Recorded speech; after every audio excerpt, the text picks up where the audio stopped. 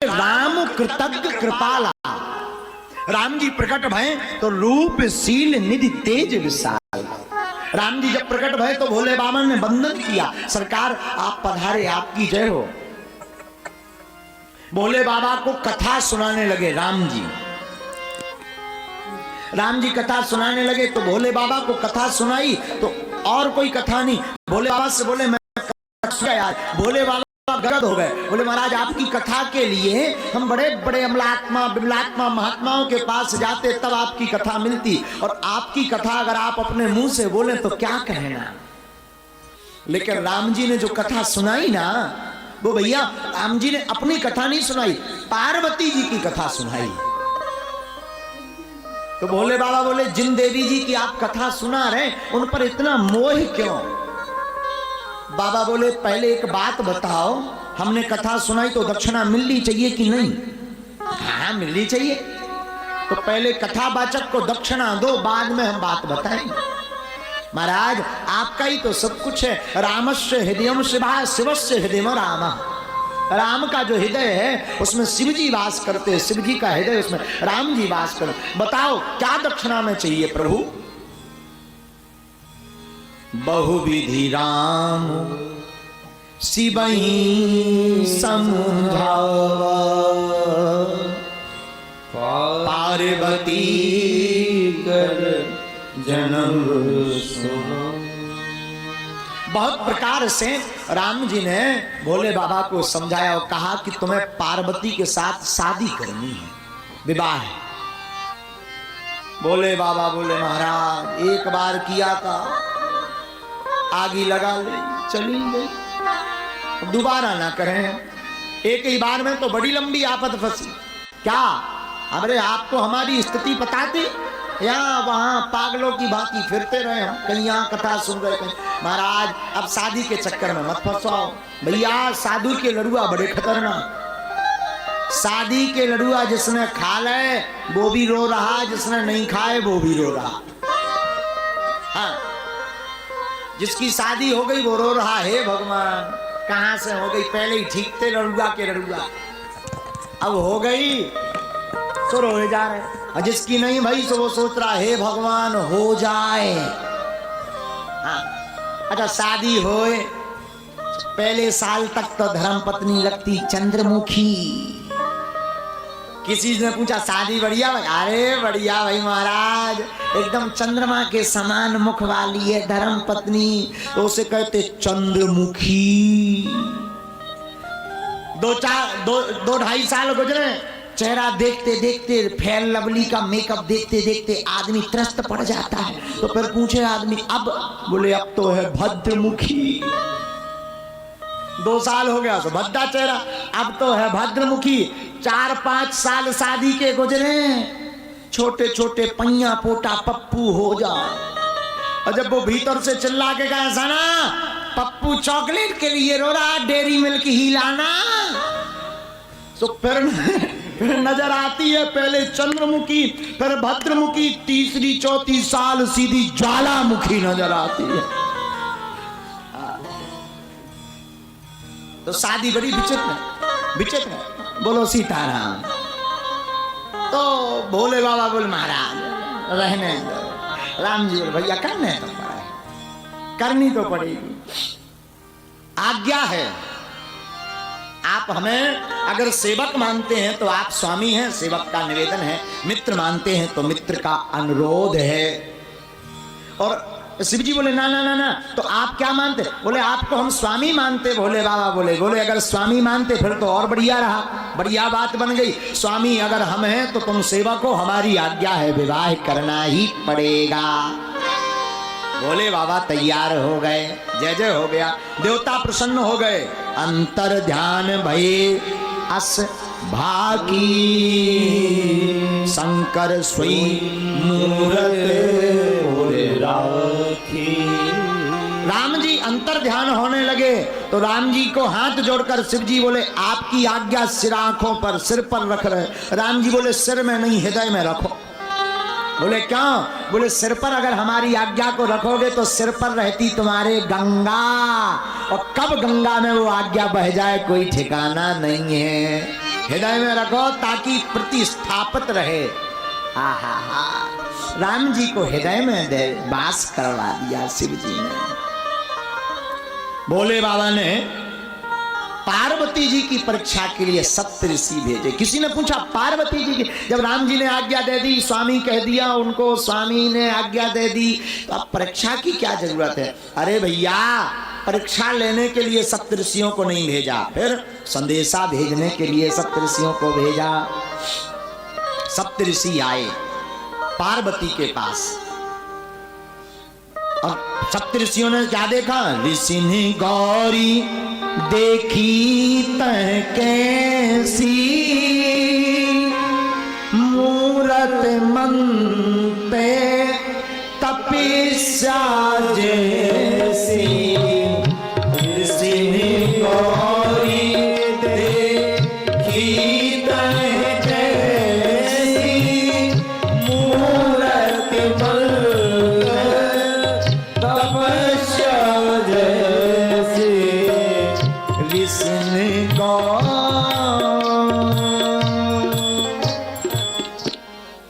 ऋषियों ने देखा साक्षात तपस्या की मूर्ति मां पार्वती है। देख करके ऋषि जय जय करने लगे। क्या कर रही हो? पार्वती ने कहा तपस्या। किस लिए? किसी और के लिए नहीं, हम तो भूत भावन महादेव को पति के रूप में पाना चाहते हैं। ये सलाह किसने दी? नारद जी ने सलाह दी। तो सप्तऋषि बोले, देवी आज तक जिसने भी नारद जी की सलाह मानी उनका कभी घर नहीं बसा। हाँ, जिसने भी नारद जी की सलाह मानी उनका कभी घर नहीं बसा। तुम नारद जी की सलाह पर शिव जी को पाना चाहती। कहां शिव? बोले क्यों? शिव जी में अवगुण ही अवगुण भरे हैं, इतने अवगुण कि पूछो मत।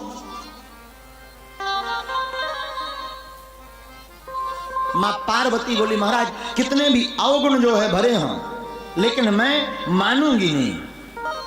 अगर मैं चाहूंगी बरहूं शंभु नाता रहा कुमारी, या तो विवाह करूंगी तो शिव भूत भावन भोले बाबा के साथ, नहीं तो मैं कुमारी ही रहूंगी।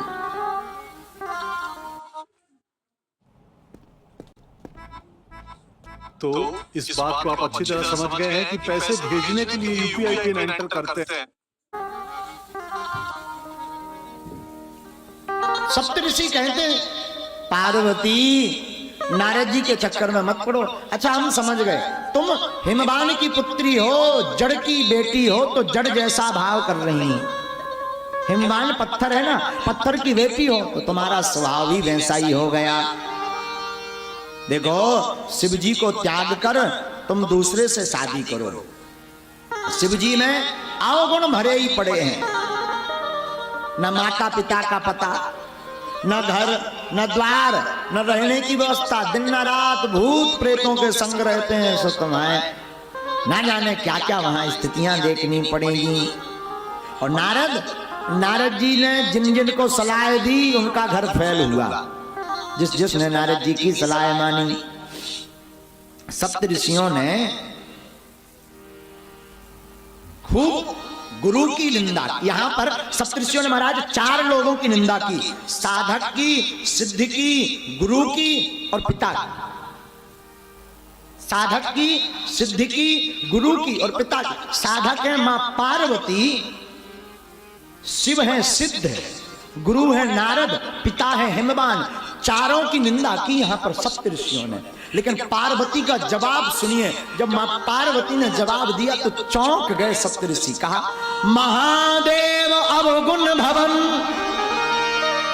आप कहते कि शंकर जी में अवगुण है।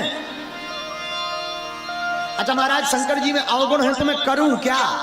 सप्तऋषि बोले काम करो, शिव जी का ख्याल छोड़ के हम तुम्हारी बढ़िया जगह शादी कर देते हैं। कहां? श्री हरि विष्णु के साथ, जो लक्ष्मीपति हैं, जिनका बैकुंठ में निवास है। बैकुंठ के राजा तुम राज करोगी, राज। मां पार्वती का जवाब सुनना। मां पार्वती क्या बोली? आप कहते कि शिव जी में अवगुण है। महादेव अवगुण भवन, विष्णु सकल गुण धाम। आप कहते शंकर जी में अवगुण है, हम कहते शंकर जी में अवगुण नहीं, अवगुणों की खदान है शंकर जी। और आप कहते विष्णु भगवान में गुण है, हम कहते नहीं नहीं नहीं, विष्णु भगवान गुणों के धाम है। महादेव अवगुण भवन, विष्णु सकल गुण धाम। और जही कर मनु रम जाए संग, तेहि तेहि संग। आप कहते हैं शिव जी में अवगुण, विष्णु में गुण, मैं कहती हूं शंकर जी गुणों के भवन है। विष्णु भगवान, शंकर जी अवगुणों के भवन है, विष्णु भगवान गुणों के धाम है। पर जिसका मन जहां रम जाए उसके लिए वही सब कुछ है। इसलिए मैं प्रार्थना करूं, हे सप्तऋषियों, जन्म कोटे लगी रगर हमारी, जन्म कोटे लगी रगर हमारी, पराहु संगुणता रहो कुआरी, पराहु संगुणता रहो कुआरी। तजाओ नारद करे उपदेशु, तजाओ नारद करे उपदेशु। आपु कहीं सत्य वार वहेशु, आप कहीं सत्य वार वहेशु। बरूंगी तो शिव जी को, वरना मैं कुमारी ही रहूंगी। शिव जी को मैं त्याग नहीं सकती। अच्छा, इतना तप सप्तऋषि धन्य धन्य कह करके साधुवाद दिए। तब तक उधर तारकासुर नाम का एक राक्षस हुआ महाराज, जिसने देवताओं का जीना भिन्न कर दिया, देवताओं को जीने पर मुश्किल कर दिया। ब्रह्मा जी के पास देवता पहुंचे, महाराज ये राक्षस कहां से प्रकट हुआ? बोले इसको तो वरदान है। क्या? बोले वरदान है कि यह तभी मरेगा जब शिव जी का पुत्र मारेगा। देवता हाथ जोड़ के बोले जय हो, विवाह हुआ नहीं, पुत्र कहां से होगा? शंकर जी का विवाह तो भया नहीं, पुत्र कहां से हो? बड़ा विचित्र वरदान दे दिया। न ब्रह्मा जी बोले परेशान मत होइए, बहुत जल्दी भोले बाबा का विवाह होने वाला, बारात की तैयारी करो।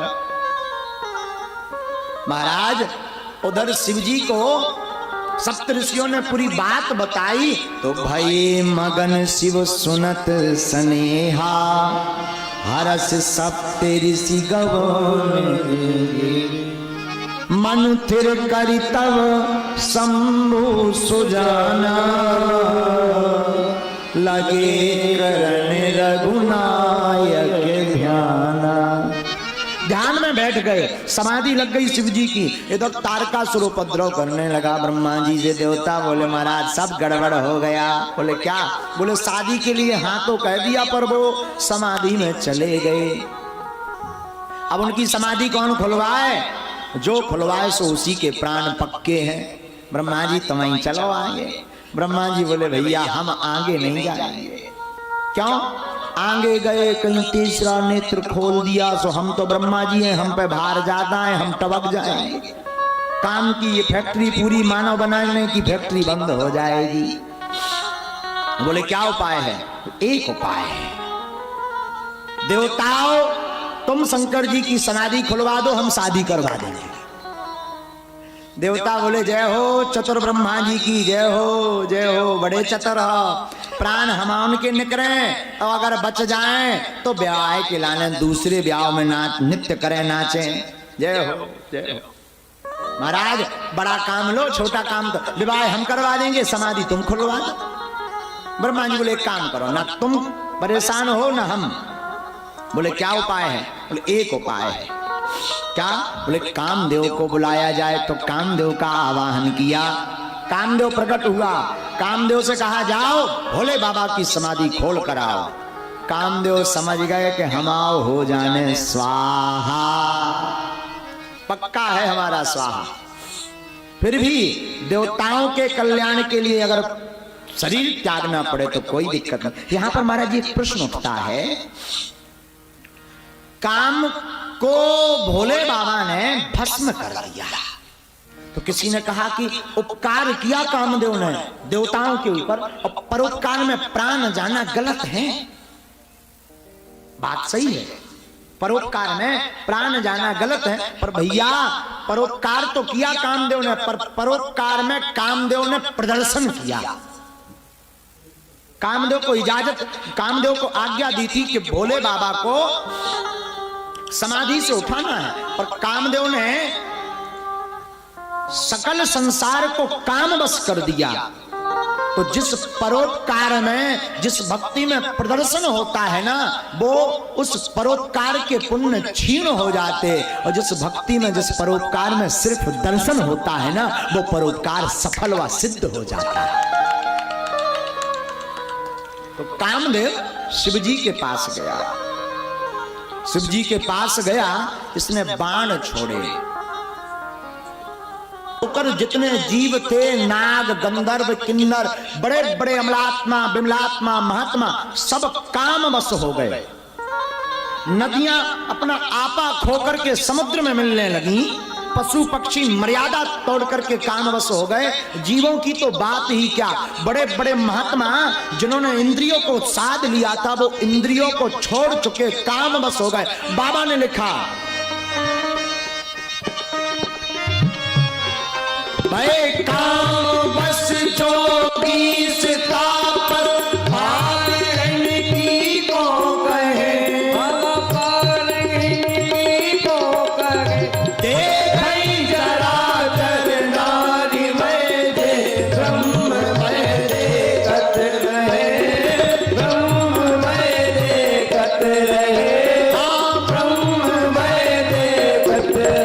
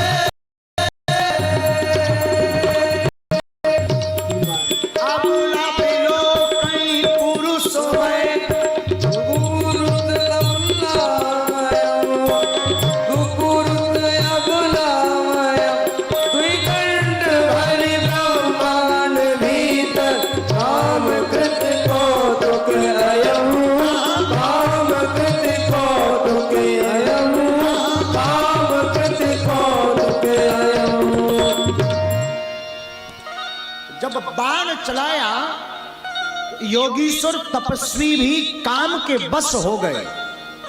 मनुष्यों की बात कौन करे? जो मुनिंद्र संत महात्मा ब्रह्ममय जगत देखते थे, वो अब स्त्रीमय देखने लगे। स्त्रियों ही सारे संसार में जितनी स्त्रियां थी, वो पुरुषमय दिखने लगी, पुरुषों को देखने लगी, और पुरुष स्त्रियों को देखने लगे। महाराज 2 घड़ी तक सारे ब्रह्मांड में कामदेव का रचा हुआ कौतुक चला, तमाशा बना रहा। बाबा गोस्वामी जी ने सौरठा में लिखा, धरी न काहू धीर सबके मन मन सिज हरे। बाबा ने लिखा, किसी ने धीर नहीं रखी, सबके मन पर काम का आक्रमण हुआ। लेकिन बाबा ने सोचा, हमने लिख तो दिया, पर कोई नहीं बचा होगा उस वक्त काम से। अब बड़ी गड़बड़ हो गई, कोई तो बचा होगा पर लेखनी मेट नहीं सकते। तो संत कहते हैं कि गोस्वामी जी ने यहां पर कलम को रख दिया और रात को हनुमान जी प्रकट भये। रात को हनुमान जी ने इस सौरठा की दूसरी लाइन अपने हाथ से लिखी। क्या? जे राखे रघुबीर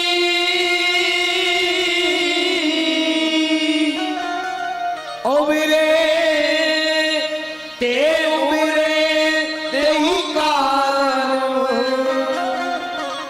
ते उबरे तेहि कारण हो। जे राखे रघुबीर ते उबरे तेहि कारण हो, ते उबरे तेहि कारण हो। हनुमान जी ने पंक्ति लिखी, एक चौपाई लिखी हनुमान जी ने अपने हाथ से रामायण में। ये महाराज बालकांड की सौरठा में 85 नंबर दोहे के बाद, छंद के बाद जो सौरठा है उसकी दूसरी लाइन को हनुमान जी ने अपने हाथ से लिखा। क्या लिखा? जिन्होंने, गोस्वामी जी ने तो लिख दिया सब काम बस हुए, पर हनुमान जी ने लिखा जिन्हें राम जी ने बचाया वो भर काम से बच पाए, बाकी सब काम बस हुए। राम जी ने जिन्हें बचाया वो बच गए। गोस्वामी जी कहते कि भूत भावन महादेव पर अब आक्रमण भया। बाबा के ऊपर आक्रमण हुआ ना तो बाबा चुप नहीं बैठे। बाबा ने अपना तीसरा नेत्र उघारा और उघार करके कामदेव को भस्म कर दिया। कामदेव को भस्म किया तो कामदेव की पत्नी रति याचना करके आई, महाराज हमारे पति को ही उजाड़ दिया, ये तो देवताओं के कारण आए हैं। भगवान भूत भावन बोले, बाबा बोले देवी चिंता मत करो, तुम्हारा पति द्वापर युग में जब जदुवंश कृष्ण अवतार हुई है, हर महामहिमार हुई है, हर महामहिमार कृष्ण तनय हुई है पति तोरा, वचन अन्नदा होई न मोरा, वचन अन्नदा होई न मोरा, वचन अन्नदा होई न मोरा।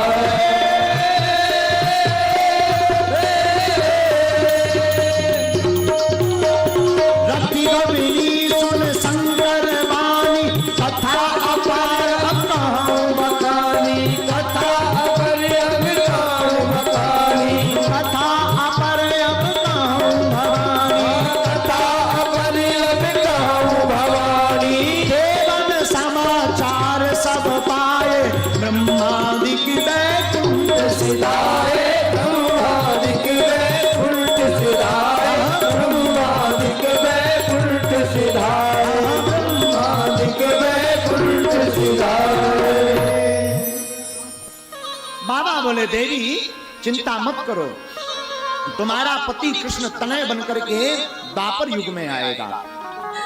रति प्रणाम करके गई। बाबा कहते मेरी वाणी कभी भी असत्य नहीं होगी, वचन अन्यथा होए न मोरा, वचन वृथा नहीं जाएगा। रति प्रणाम करके आई महाराज। जब प्रणाम करके रति वापस आई, इधर देवता सब पहुंच गए ब्रह्मा जी के पास। महाराज बहुत दिन से बारात नहीं मिली, शादी में जाने के लिए ठुमका लगाने के लिए कुछ नहीं मिला। बाबा बोले बारात, ब्रह्मा जी बोले बारात चलना है? हाँ चलना, हम तो तैयार हैं। तो सब बैकुंठ गए और बैकुंठ से ब्रह्मा जी, श्री हरि विष्णु जी, सब देवता शंकर जी के पास आए। सबने अलग अलग स्तुति की।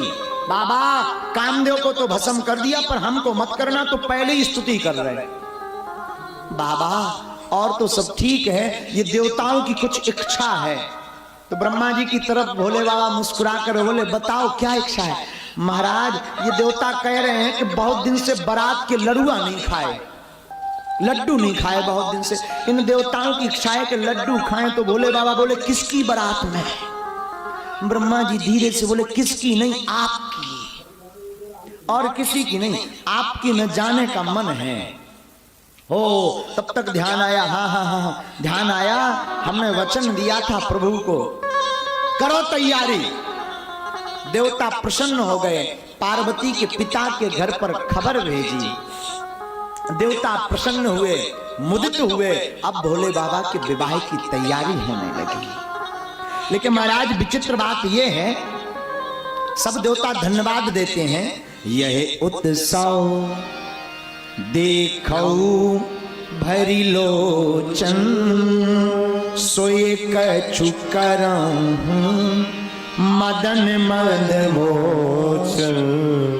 ये उत्सव आंखों से देखना है, पर यहां एक विचित्रता हुई। क्या? हिमवान के घर पर पत्रिका गई, हिमवान तैयारी करने लगे, बिटिया का विवाह है। लेकिन देवता सब अपने अपने में मस्त हो ही गए। बारात का टाइम आया तो देवता अपने अपने सजने में मस्त हो गए। जिससे दूल्हा बनना उसकी किसी को खबर नहीं, न किसी को ध्यान है कि जिन्हें दूल्हा बनना है उनका जरा मेकअप बेकअप करवाया जाए, उपटन करवाया जाए, तेल पाउडर क्रीम रख दी जाए, किसी को चिंता नहीं। सब अपने अपने में मस्त हैं, व्यस्त हैं। जितने देवता हैं सब अपने अपने वाहनों को सजाने लगे सवारन सकल सुरे, वाहन विविधि विमान, होई सगुन मंगल सुभदे, करहिया भैया देवता सब विमान सजा रहे। यमराज अपने भैंसा को रगड़ रगड़ के साफ कर रहा है। इतना बड़ा बुरुश लिए यमराज और भैंसा पर, काले भैंसा पर रगड़ रहा, पाउडर लगा लगा, क्रीम लगा लगा। तो भैंसा कर रहा, महाराज आज का हुई रहा। यमराज बोले चुप हो जा, आज तुझे काले से गोर ना निकाल दी ना तो हमारा नाम यमराज नहीं। तो भैंसा बोला महाराज आज हमें गोरा क्यों निकाला जा रहा? तो यमराज कहते शादी में चलना है, बारात में। अच्छा, और भैया उधर इंद्र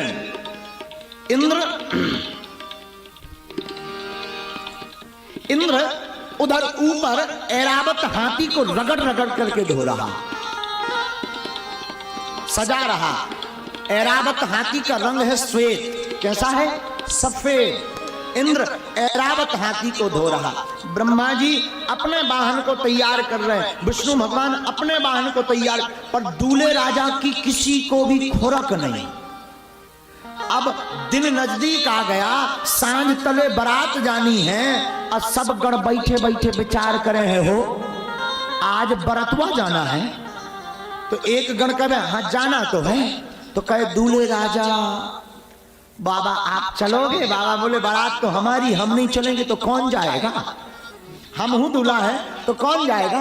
पर बाबा आप तो बैठे हो, कोई तैयारी नहीं। बाबा बोले हमको तैयारी क्या करेंगे?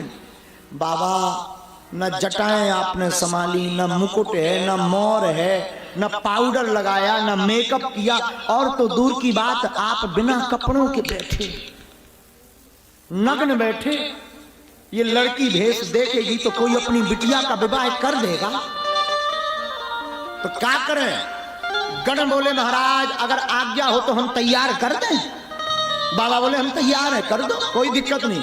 बाबा लिखते हैं गोस्वामी जी चौपाइयां, शिवहि शंभुगण करहि सिंगारा, शिवहि शंभुगण करहि सिंगारा, जटा मुकुट अहि मोर सवारा, जटा मुकुट अहि मोर सवारा, कुंडल कंकण पहिरे जाला, कुंडल कंकण पहिरे जाला, तन विभूति पटके हरि छाला, तन विभूति पटके हरि छाला, ललाट सुंदर सिर गंगा, ललाट सुंदर सिर गंगा, नयन तीन उपवीत भुजंगा, नयन तीन उपवीत भुजंगा, करल कंठ और नर सिर माला, करल कंठ और नर सिर माला, शिव वेश शिव धाम कृपाला, शिव वेश शिव धाम कृपाला, करल फूल डमरू विराजा,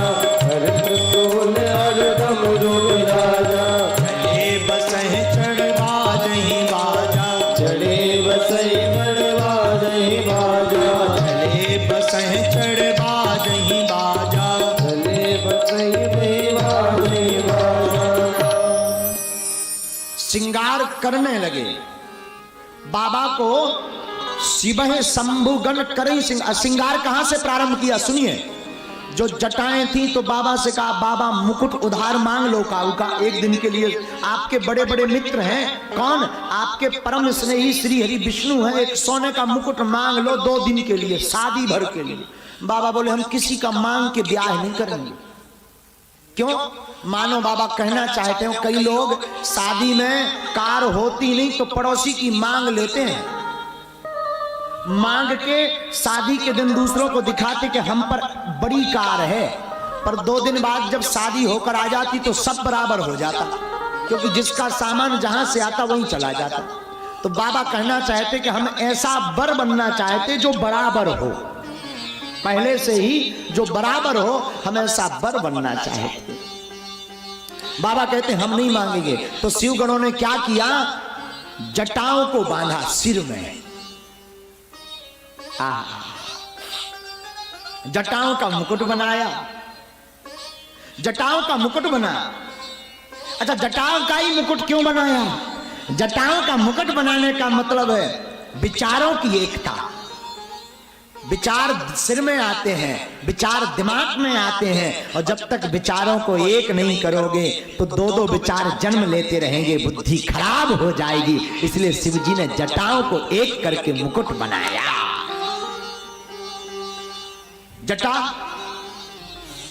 मुकुट स्वर्ण का क्यों नहीं पहना? स्वर्ण का इसलिए नहीं पहना कि हम बराबर बर रहना चाहते। एक बात और, स्वर्ण का मुकुट, वैसे तो आप भोले बाबा हैं, त्रिपुरारी हैं, कुछ भी मांग सकते हैं, पर स्वर्ण का मुकुट इसलिए नहीं पहना कि स्वर्ण के मुकुट से दूसरे देख करके ईर्षा करेंगे। जटाओं के मुकुट से कोई ईर्षा नहीं करेगा, इसलिए जटाओं का मुकुट। अब एक गण बोला भैया मुकुट तो बन गया पर मोर चाहिए। मोर कहां से आए? तो एक ने कहा मोर होता कैसा? बोले लंबा लंबा लटका रहता सामने। क्या किया जाए? एक गण बोला एक उपाय है। बोले क्या? बोले सांपों को बांध देते सिर में। तो एक गण भागता हुआ गया, पतले पतले हरीरे पीले काले पतले पतले नाग ले आया। इकट्ठे नाग का मोटा गोथा बना करके सबके मुंह